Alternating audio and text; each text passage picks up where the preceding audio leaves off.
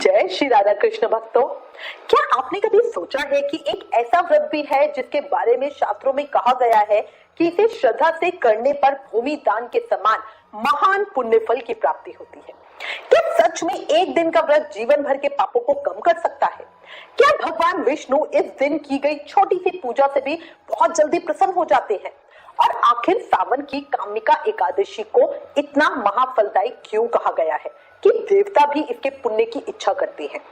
अगर आपके मन में भी ऐसे प्रश्न है तो आज की वीडियो आपके लिए बहुत खास होने वाली है, क्योंकि आज हम विस्तार से जानेंगे कि कामिका एकादशी का महत्व क्या है, इसकी पूजा कैसे करें, कौन कौन से नियमों का पालन करना चाहिए, किन बातों का ध्यान रखना चाहिए, किन बातों को करने से बचना चाहिए और आखिर क्यों इस एकादशी को भूमि दान के बराबर फल देने वाली एकादशी कहा गया है। वीडियो में आपको पूरी पूजा विधि स्टेप बाय स्टेप मिलेगी, इसलिए प्लीज वीडियो को आखिर तक जरूर देखना, क्योंकि अंत में मैं आपको एक ऐसा विशेष भोग भी बताऊंगी जिसका उल्लेख शास्त्रों में मिलता है और जो साधक को सर्प योनि से मुक्ति दिलाती है। इसे बहुत ही कम लोग जानते हैं। अगर आप हमारे चैनल पे नए हो तो चैनल को सब्सक्राइब करना भूलना नहीं। वीडियो पसंद आए तो लाइक और शेयर जरूर करना। अब बिना देर के एक जयकारे के साथ शुरू करते हैं। बोले लक्ष्मी नारायण भगवान की जय, एकादशी माता की जय। अब तो श्रावण मास के कृष्ण पक्ष की एकादशी को कामिका एकादशी कहा जाता है। कई स्थानों पर इसे पवित्र एकादशी के नाम से भी जाना जाता है। धार्मिक मान्यता है कि इस दिन भगवान विष्णु के उपेंद्र स्वरूप की पूजा की जाती है। ये एकादशी उन महाफलदायी एकादशियों में से एक मानी जाती है जो थोड़े से प्रयास में बहुत बड़ा आध्यात्मिक फल देती है। शास्त्रों में कहा गया है कि जो श्रद्धा पूर्वक इस व्रत को करता है उसके पापों का नाश होता है, जीवन के कष्ट कम होते हैं और मनोकामनाएं पूर्ण होती है। इतना ही नहीं, भगवान श्री कृष्ण ने इस एकादशी के बारे में स्वयं कहा है कि इसका फल वाजपेयी यज्ञ के समान होता है। सोचिए, जहां बड़े बड़े यज्ञ करने के लिए बहुत धन, समय और व्यवस्था की आवश्यकता होती है, वहीं सच्चे मन से किया गया ये व्रत उसे यज्ञ के समान पुण्य फल दे देता है। मतलब कितनी बड़ी बात है। इसीलिए हजारों भक्त हर वर्ष इस एकादशी का इंतजार करते हैं और साल की चाहे अन्य एकादशियों का व्रत करे ना करे, इस एकादशी का व्रत जरूर करते हैं। अब एक महत्वपूर्ण बात बताती हूँ। हमारे शास्त्रों में भूमि दान को सबसे श्रेष्ठ दानों में गिना गया है, क्योंकि भूमि दान किसी व्यक्ति के जीवन को संवार देता है और उसका पुण्य बहुत लंबे समय तक चलता है। इसी कारण कहा गया है कि कामिका एकादशी का व्रत करने वाला भक्त भूमि दान के समान महान पुण्य का अधिकारी बनता है। यानी यदि कोई व्यक्ति श्रद्धा, नियम और सच्चे भाव से इस व्रत का पालन करता है तो उसे अत्यंत दुर्लभ पुण्य फल प्राप्त होता है। अब एक बात जो बहुत से लोगों को भ्रमित करती है, चातुर्य मास शुरू होने के बाद भगवान विष्णु योग निद्रा में रहते हैं। सही बात है। कई लोगों को लगता है कि शायद इस दौरान पूजा का तरीका बदल जाता होगा, लेकिन ऐसा बिल्कुल नहीं है। शास्त्र स्पष्ट कहते हैं कि भगवान योग निद्रा में अवश्य रहते हैं, लेकिन भक्तों की प्रार्थना हमेशा सुनते हैं। इसलिए कामिका एकादशी की पूजा उसी श्रद्धा और विधि से ही करनी चाहिए जैसे वर्ष की अन्य एकादशियों में की जाती है। भगवान सो रहे हैं ये सोचकर पूजा पाठ ना करें, मतलब ये कोई लॉजिक नहीं है, बल्कि शास्त्र कहते हैं कि भगवान जब चातुर्य मास के 4 समय में जब भगवान योग निद्रा में है तो आपको पूजा पाठ अधिक करनी चाहिए और इसका बहुत अधिक पुण्य फल मिलता है।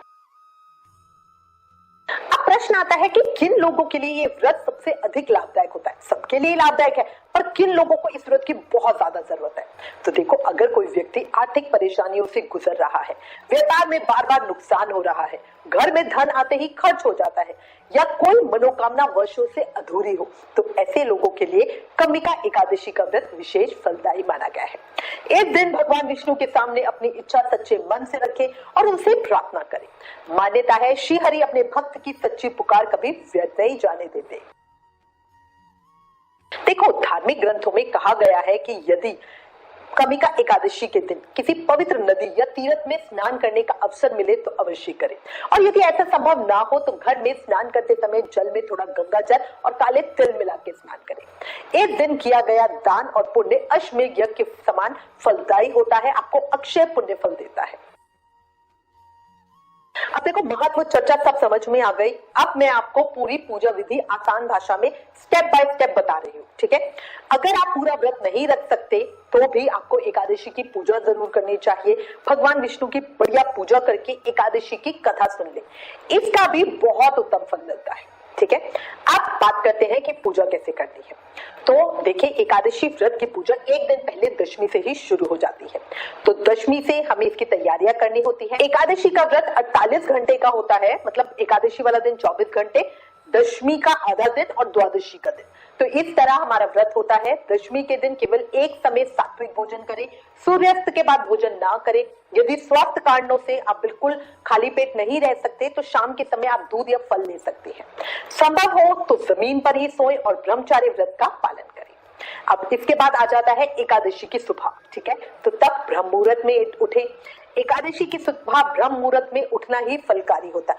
अगर आप एकादशी वाले दिन भी मतलब आराम से सो रहे हो और 9-10 बजे उठ रहे हो तो समझिए आपका दिन व्यर्थ जाएगा। यदि किसी तीर्थ में स्नान करना संभव हो तो बहुत ही उत्तम है, पर अगर ये संभव ना हो तो घर में स्नान के जल में गंगा जल और थोड़े से काले तिल मिलाकर स्नान करें। इससे स्नान का धार्मिक महत्व और अधिक बढ़ जाता है।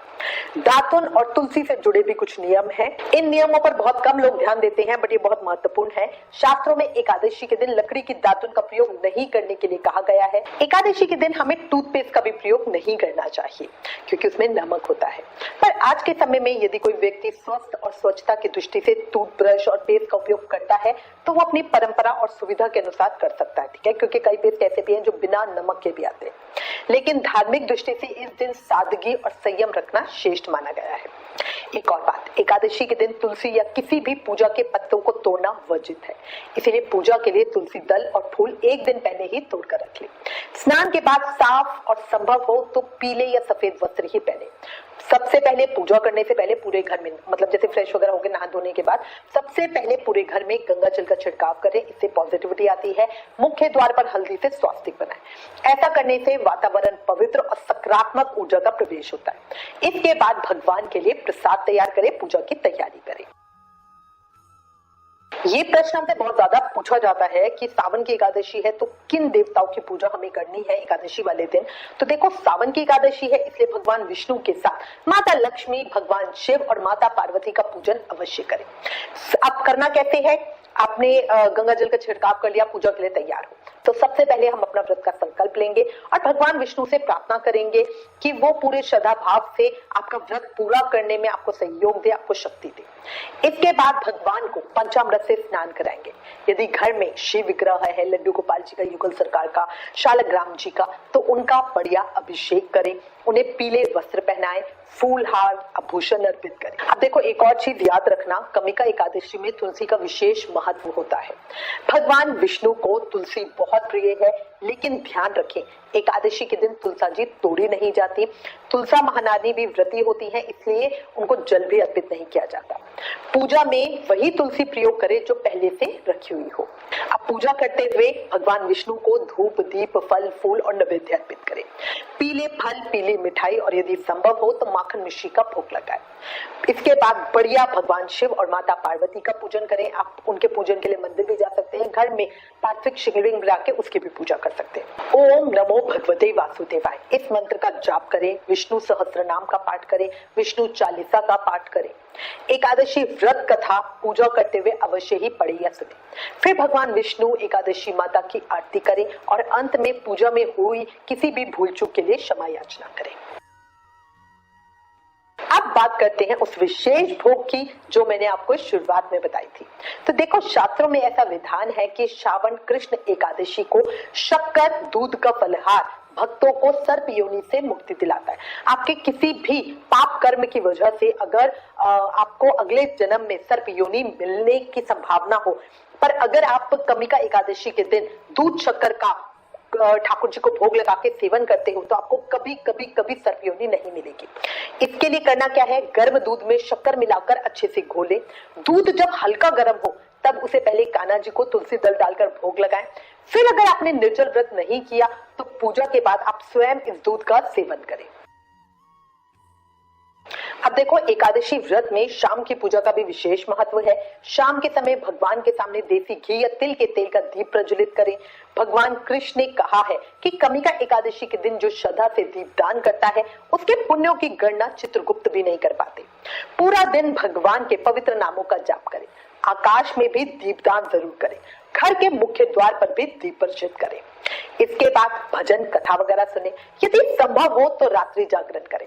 मान्यता है इससे व्रत का फल कई गुना बढ़ जाता है। एकादशी के अगले दिन द्वादशी पर भगवान विष्णु की बढ़िया सुबह पूजा करें, अपनी क्षमता के अनुसार दान दक्षिणा दे। निर्धारित समय पे जो पारण का शुभ समय आपको बताया जाता है उसी में अपनी व्रत का पारण करें, व्रत को खोले। ध्यान रखें द्वादशी तिथि समाप्त होने से पहले आपको अपना व्रत अवश्य ही खोल लेना चाहिए, तभी आपको एकादशी व्रत का पूर्ण फल प्राप्त होता है। एकादशी व्रत डायरेक्ट पूजा करने के बाद नहीं खोला जाता। कोई भी दान दक्षिणा, ब्राह्मण को भोजन, अन्न का दान, कुछ भी चाहे सूखा सामान निकाल दो, ब्राह्मण को घर बुला के भोजन करा दो, बट कुछ ना कुछ दान दक्षिणा के बाद ही अपने व्रत को खोले। अब लास्ट में आपको कुछ महत्वपूर्ण एकादशी व्रत के नियम बता देती हूँ। देखो बहुत फलकारी दिन है, इस दिन किए गए किसी भी कर्म का फल हमें कई गुना होके मिलता है। अच्छे कर्म करोगे तो उसका फल भी कई गुना होके मिलेगा, गलती से भी बुरे कर्म करोगे तो उसका भी फल कई गुना होके मिलेगा। तो स्पेशली देखो बुरे काम हमें वैसे रोज ही नहीं करने चाहिए, पर एकादशी वाले दिन स्पेशली ध्यान रखना कि गलती से भी गलती ना हो। जैसे हमारे किसी को कहते हैं निंदा नहीं करनी है, ठीक है, बट अगर मान लीजिए कोई आपको कह रहा है, सपोज कीजिए किसी का फोन आया और वो आपको बोल रहे हैं कि मेरी सास ने ऐसा किया और आप हाँ भी कर रहे हो ना, तो आप उसकी निंदा में भागीदार बन रहे हो। तो एकादशी वाले दिन इसीलिए हमारे संत महात्मा मौन व्रत रखने के लिए कहते हैं, ताकि गलती से भी कोई गलत बात आपके मुंह से ना निकले। तो ध्यान रखना, इस दिन झूठ नहीं बोलना, किसी की निंदा नहीं करना, क्रोध नहीं करना, गुस्सा नहीं करना, अनावश्यक वाद विवाद में मत बढ़ना, कम बोलना, किसी का दिल न दुखाना, सात्विक विचार रखना, जरूरतमंदों की सहायता करना। याद रखिए एकादशी केवल भोजन छोड़ने का नाम नहीं है, ये मन, वाणी और व्यवहार को पवित्र बनाने का दिन है। यदि आपका मन भगवान में लगा है और आपके व्यवहार से किसी को दुख नहीं पहुंचा, तभी ये व्रत वास्तव में सफल माना जाता है। तो भक्तों, आज के इस वीडियो में हमने विस्तार से जाना कि सावन की कमी का एकादशी का महत्व क्या है, इसी भूमि दान के समान इतना महान पुण्यदायी क्यों कहा गया है, इसकी पूजा विधि क्या है और किन नियमों का पालन करना चाहिए, कौन सा विशेष भोग अर्पित जरूर करना चाहिए और किन बातों का ध्यान रखना बहुत जरूरी है। अगर आपको ये वीडियो, ये जानकारी उपयोगी लगी हो तो इसे अपने परिवार, रिश्तेदार और मित्रों के साथ जरूर साझा करें, ताकि अधिक से अधिक लोग इस पावन एकादशी का लाभ प्राप्त कर सके। अगर आपके मन में इस विषय से जुड़ा कोई भी प्रश्न है तो हमें कमेंट में जरूर लिखें, आपके सवालों का उत्तर देने की हम पूरी कोशिश करेंगे। आप हमें फेसबुक और इंस्टाग्राम पे भी जरूर फॉलो करें। वीडियो पसंद आए तो लाइक करें, शेयर करें, चैनल को सब्सक्राइब करें। प्यार भरी राधे राधे।